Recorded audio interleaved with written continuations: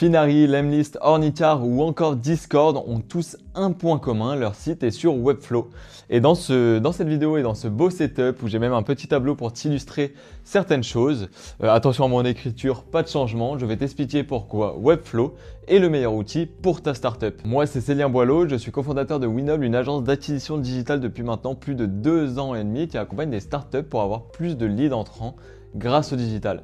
On a accompagné une 60aine d'entreprises et de plus en plus, je vois énormément de startups faire leur migration de site ou leur nouveau site sur Webflow et il y a bien des raisons communes à cela. Par exemple, Finary, Lemlist, Webflow, Ornitar, Mojo ou Discord, encore Webflow, des énormes startups et il y en a vraiment de plus en plus, on voit de plus en plus de monde aller sur cet outil.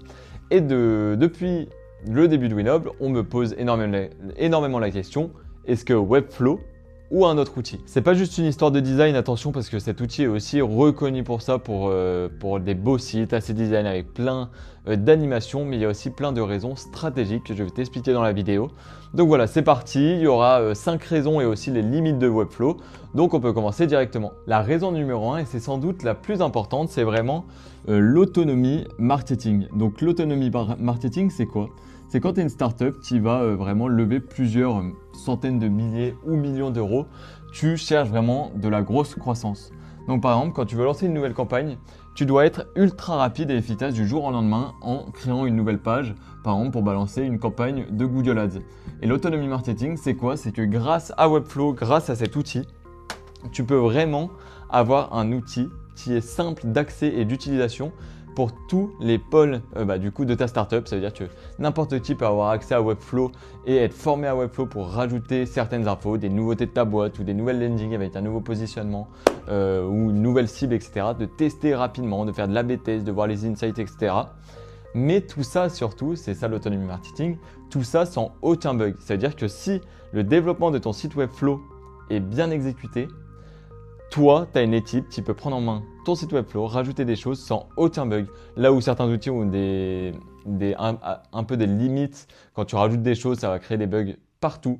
Webflow est fait pour ça et est conçu pour ça. Par exemple, c'est Finary qui dit que la migration sur Webflow leur a servi à redonner main à l'équipe Growth pour créer des landing pages. Donc voilà, premier point est vraiment le plus important. Webflow, ça sert à ça, c'est d'être autonome sur un outil et surtout, c'est ce qu'on appelle du low code, c'est qu'on peut créer facilement sans créer de bugs. Donc voilà, pour conclure, c'est vraiment un outil fait pour accélérer l'acquisition digitale. La raison numéro 2, c'est le design. Donc on en a parlé un peu dans la traduction, mais c'est très important. Pourquoi Webflow et pourquoi pas un autre niveau design? Alors tu veux prendre des templates où là tu n'auras aucune image de marque, aucune conversion, etc. Et c'est là où intervient Webflow, c'est qu'on arrive à faire du sur-mesure. Du sur-mesure, j'entends bien qu'un designer passe avant l'intégrateur ou le développeur et va l'intégrer sur Webflow. Le sur-mesure sur Webflow coûte beaucoup moins cher que du sur-mesure sur WordPress, du sur-mesure sur d'autres outils. Bon, il y a Framer qui est un peu en concurrence avec Webflow, même si il a pas mal de limites niveau référencement, etc. Là, Webflow, on arrive à faire du design très joli avec des animations très jolies, du sur-mesure, ça veut dire qu'il est vraiment dédié pour ta société à des coûts beaucoup moins chers. Par exemple, du from scratch, tu vas atteindre du 50 000 € peut-être pour un site sur mesure, un gros site bien sûr évidemment. Là où du Webflow, tu peux avoir des très beaux sites entre 4 à peut-être 15-20 000 € pour les plus gros sites. Voilà, ça va dépendre des fonctionnalités qu'on va intégrer, le niveau de design et plein d'autres éléments. Mais c'est vraiment le point important aussi, c'est que le design, il ne faut pas le négliger. Et grâce à Webflow, on arrive à intégrer du design assez facilement et à moindre coût. La raison numéro 3, c'est performance. Allez, je le répète, mais jugez pas forcément mon écriture. Ça fait longtemps que je n'ai pas écrit. Performance et aussi SEO, donc pour ceux qui ne savent pas, le SEO, c'est le référencement naturel, donc tout ce qui provient des moteurs de trafic traditionnels, Google, Bing, Yahoo, etc. Maintenant, il y a le Géo qu'on reverra un petit peu après. Mais voilà, Webflow est reconnu pour ses performances et le SEO parce qu'en fait, il génère du code natif assez propre. Pourquoi? Parce que Webflow n'a pas de plugins qui peuvent tout casser, ni de thèmes qui sont ultra lourds.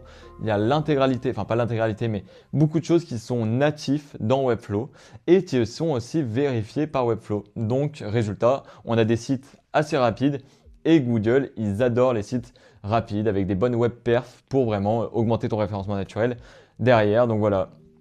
Je peux te mettre quelques screens de WebPerf, Webflow par ici. Mais voilà, ça c'est vraiment un troisième point vraiment important. Et Filari l'a dit aussi, c'était vraiment le but de la migration sur Webflow, c'était vraiment d'augmenter les WebPerf performance SEO. Voilà, et au-delà du SEO, pardon, les performances, ça peut se jouer par exemple sur la vitesse de chargement des pages, etc. Où on atteint vraiment des scores assez incroyables de vitesse de chargement et tout autre web perf sur Webflow. Là où d'autres outils, si c'est mal développé, si on utilise des mauvais plugins, si on utilise des mauvais thèmes, ça surcharge et en fait on arrive avec des codes ultra condensés qui n'arrivent même pas à charger et en fait on perd tous ses visiteurs. Donc voilà, Webflow, bien sûr à condition que ça soit bien fait parce qu'il peut y avoir des développeurs qui font n'importe quoi et ça sera partout pareil. Mais si les choses sont bien faites, Webflow atteint des records en termes de web perf. La raison 4, et ça va rejoindre peut-être l'autonomie marketing, mais c'est vraiment le scaling. Donc le scaling, pourquoi Webflow? Par exemple, Lemlist ont commencé avec quelques pages. Maintenant, ils ont des centaines de pages sur leur site internet. En fait, grâce à Webflow, tu peux avoir un site évolutif très simplement. Donc les deux sont liés, hein, l'autonomie marketing et le scaling. Pourquoi? Parce que tout est fait pour avoir un site évolutif et ne pas tout refaire. C'est-à-dire qu'il y a énormément d'autres CMS où tu vas faire un site, mais en fait tu pars sur une mauvaise base et après tu dois tout refaire de la structure. Si ton site est bien fait de base, tu peux faire évoluer ton site, rajouter des pages, rajouter même des fonctionnalités, intégrer du code, des lead magnets, etc. assez simplement, sans tout casser et en ayant une cohérence visuelle, bien sûr si tu as les équipes pour ou si tu as la bonne délégation. Mais c'est très simple de faire évoluer son site en fonction de ta boîte et c'est là une startup, tu es sûrement dans ce cas, tu as une startup, tu vas évoluer ultra vite, tu vas avoir des équipes qui vont rejoindre, tu vas faire de plus en plus de chiffres d'affaires, tu vas devoir tester beaucoup de choses, tu vas devoir aussi avoir un gros pilier sur le SEO et le GEO, donc rajouter des pages et voilà. Donc là Webflow pour le scaling, il est essentiel. Et nous aussi, on le voit par exemple au sein de Winoble, on a commencé avec un site 5 pages, on doit être déjà je ne sais pas combien de pages, mais un minimum au moins de 100 pages. On a rajouté des collections de localisation, etc. Donc voilà, c'est très simple pour scaler avec Webflow. Mais aussi, je reviens du fait que, bon, bien sûr, si le développement à la base est assez coûteux parce que ça coûte assez cher de tout mettre en place, mais il peut y avoir des options où les développeurs mettent en place des blocs ou après, enfin des blocs complètement sur mesure pour ta société bien sûr. En fait, les blocs, tu vas les rajouter et c'est toi-même qui vas pouvoir former tes équipes pour faire des nouvelles pages, mais aussi qu'elles soient différentes entre elles. Ou alors, à chaque fois d'une nouvelle page, essayer de payer un designer, ça coûte généralement pas très cher, même sur des lots de 10 pages, et rajouter. Donc voilà, il y a deux options, soit payer un peu plus cher lors du développement et d'avoir du drag and drop complètement sur mesure pour ta société, ce qui peut être très bénéfique sur le long terme et un peu plus coûteux sur le court terme, ou alors faire des mini refontes, voilà, ou faire bien sûr de la duplication de pages, même si je ne le recommande pas forcément pour le référencement. Mais voilà, donc là pour récap avant le 5e point, autonomie marketing, design, performance SEO, où voilà, j'appuie vraiment là-dessus parce que c'est très important pour un site, et le scaling aussi j'appuie dessus parce que comme j'ai dit, tu es une startup, tu dois aller vite, et c'est un outil fait pour les startups, il vise les startups, et tout va très vite et on va le voir avec le 5e point qui est le GEO. Pour ceux qui ne connaissent pas, le GEO, c'est comme le SEO mais sur les IA. Les IA, donc les intelligences artificielles, ChatGPT, Claude, OpenAI, Gemini, etc. Le GEO, c'est quoi? C'est le fait que ton site internet, que ta société soit visible sur les IA. Et Webflow, donc c'est une nouvelle tendance qui arrive depuis le début des IA, mais qui commence à faire parler depuis, on va dire, début 2025 et qui commence à avoir des vrais chiffres. Ça veut dire que dans certains secteurs, c'est presque 15% du trafic. D'ailleurs, petit aparté, mais Webflow lui-même a la majorité de leurs sign-up sur leur logiciel grâce aux IA. Donc voilà, et ça, le GEO, tu vas pas devoir le laisser de côté pour ta startup parce que ça peut être ta première source d'acquisition dans le futur. Même s'il y en a qui vont crier au bullshit, attention, c'est pas du bullshit. Ça, c'est l'avenir, le GEO, et donc faut optimiser son site pour les IA, c'est primordial. Donc voilà, je me suis un peu emporté, mais le GEO, pourquoi le GEO dans Webflow? Parce que Webflow intègre énormément de choses qui vont aider au GEO nativement, c'est-à-dire qui mettre des nouvelles fonctionnalités dans l'outil pour aider à être visible sur les IA. Donc voilà, c'est top. Et au-delà que les fonctionnalités, au-delà des fonctionnalités qu'ils rajoutent aussi dans l'outil, c'est aussi d'un point de vue du coup performance, où comme les performances sont propres, le code est propre, les structures peuvent être très propres, etc. Bah ça les IA aiment bien, donc en fait c'est un peu un triangle, tout va ensemble. Il y a aussi, comme j'ai dit, que eux intègrent des options juste pour les GeoLLM, et il y a aussi que Webflow en lui-même, le logiciel Webflow, enfin l'entreprise Webflow, se forme énormément au Géo et font tout pour avoir un outil dernière génération. Et c'est là, je pense, où ils vont prendre des parts de marché, je pense, énormes face à des WordPress, Wix, etc. Même si chacun a ses bénéfices, ses inconvénients, etc. Ils vont prendre énormément de parts de marché. Donc voilà, le Géo, c'est très important. J'ai fait une vidéo dédiée à ce sujet qui n'a rien à voir avec Webflow, mais comment rendre ta société visible sur les IA, que je mets en commentaire si ça t'intéresse. Donc voilà, j'en profite avant de commencer sur les limites de Webflow. Si tu aimes bien ce format, nous on sort des vidéos un peu toutes les semaines. C'est assez nouveau pour nous, donc si tu as des conseils, peut-être sur mon élocution, sur la manière de faire, etc., ça serait avec grand plaisir parce que c'est aussi assez compliqué de faire des vidéos comme ça. Des fois on se perd dans ces mots, etc. Donc voilà, si tu as un conseil en commentaire ou en privé, je suis preneur et on peut attaquer donc pour finir cette vidéo avec les limites. Donc je pense que je vais pas enlever tout ça. Donc maintenant, avant de passer aux limites, c'est quand passer sur Webflow, dans quelle situation tu es. Mais attention, le but de cette vidéo, c'est pas du tout de dénigrer les autres outils. Comme j'ai dit, tous les outils ont des avantages et inconvénients. En fait, il faut vraiment que tu choisisses un outil qui est pour ta situation, mais aussi il y a un deuxième facteur, c'est que l'outil soit entre de bonnes mains. C'est-à-dire que l'agence que tu vas choisir, le freelance que tu vas choisir, il faut vraiment veiller à que ce soit un bon, parce que sinon, peu importe l'outil, tu n'auras jamais de résultat. Donc voilà, pour moi, si tu es vraiment en début de société, indépendant, que tu n'as pas forcément de budget, Webflow, c'est pas forcément utile, parce que tu peux pas te reconnaître dans ces points, à part peut-être ça.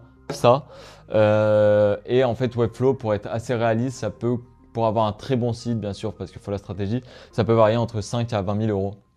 Donc voilà, si tu es dans le cas d'un entrepreneur, tu veux vraiment scaler assez vite, tu commences à avoir peut-être soit que vous êtes plusieurs cofondateurs ou des premiers employés qui peuvent avoir accès au site et qui veulent vraiment scaler. Alors là, Webflow est vraiment utile dans ton cas parce que vraiment, ça peut être très bénéfique et on le voit du coup au sein de nos clients. Il y a certains clients, par exemple comme PharmaGreen, qui sont passés de 10 leads par mois à maintenant, je ne sais pas, 150 leads par mois en l'espace de 1 an. Bien sûr, il n'y a pas que Webflow, je ne dis pas du tout le contraire. Il y a vraiment que aussi leur solution est très bonne, mais je pense que le site et Webflow ont aidé d'une certaine manière. Donc voilà, si tu es vraiment dans ce cas de scaling à fond, Webflow, c'est primordial. Et je reviens quand même sur mon petit point, il faut vraiment choisir à qui tu délègues ce site internet parce que c'est vraiment l'agence qui va faire le boulot à ta place pour avoir des résultats. Donc choisis bien, regarde les avis, appelle les anciens clients et voilà. Et après, fais ton choix et étudie plusieurs concurrents du secteur de création web, d'acquisition digitale, parce que c'est important. Voilà, maintenant la dernière partie, les limites. Pour moi, la limite numéro 1, c'est l'e-commerce. Si tu es une plateforme de vente, ils le font, ils le proposent, mais ils ne le développent pas assez pour concurrencer Shopify. Là où Shopify est encore très fort, un dashboard incroyable. Au début, on vendait des sites e-commerce sur Webflow. Maintenant, on vend du sur-mesure sur Shopify parce que le dashboard est franchement beaucoup plus simple pour gérer un e-commerce. Limite numéro 1. Limite numéro 2, c'est pour les sites très très complexes. Par exemple, soit des énormes sites avec énormément d'automatisation, d'énormes, comment ça s'appelle? J'ai dit 3 fois énorme, mais des énormes entreprises, par exemple plus de 500 salariés, où là les sites sont parfois très très complexes.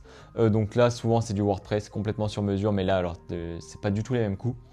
Les sites, les marketplaces où par exemple il y a de l'achat-vente sur le site, etc. C'est pas du tout adapté pour ça, c'est pas fait et c'est même ils n'essayent pas de développer ce côté-là. Donc là, tu as deux limites, les marketplaces et l'e-commerce. Voilà, la limite numéro 3, c'est qu'il y a quand même une courbe d'apprentissage. Même si j'ai dit autonomie marketing, il y a quand même un petit peu d'apprentissage pour gérer son site. Là où, par exemple, du Wix, c'est très très simple, mais par contre, vu les résultats que ça donne sur du template, etc., c'est vraiment pas fou. Là, ça demande peut-être quelques heures en formation de plus. Mais voilà, il y a une petite courbe d'apprentissage qui peut être un frein pour certaines personnes. Mais attention, je le dis encore une fois, c'est vraiment simple. Et Maël, mon associé, peut faire des formations. D'ailleurs, on va en faire sur la chaîne YouTube. Comment gérer Webflow, comment gérer son site, où tu peux voir que c'est assez simple. Mais voilà, il y a quand même cette petite courbe d'apprentissage en limite et je peux pas le cacher. Donc voilà pour finir la vidéo, pour faire une petite conclusion, on a vu l'autonomie marketing, le design, les performances, scaling, géo, qui sont vraiment les 5 raisons pour moi pourquoi choisir Webflow plutôt qu'un autre outil, surtout si tu es dans le cadre d'une startup qui cherche à scale. Attention sur le géo, je note. Pour moi, c'est vraiment le futur et c'est important que votre outil s'adapte à ça. Donc voilà, j'espère que la vidéo t'a plu. N'hésite pas à t'abonner et à mettre un commentaire pour que je m'améliore pour les prochaines vidéos, même si tu as des sujets à traiter. Et on se retrouve pour une prochaine vidéo. À très bientôt. Ciao!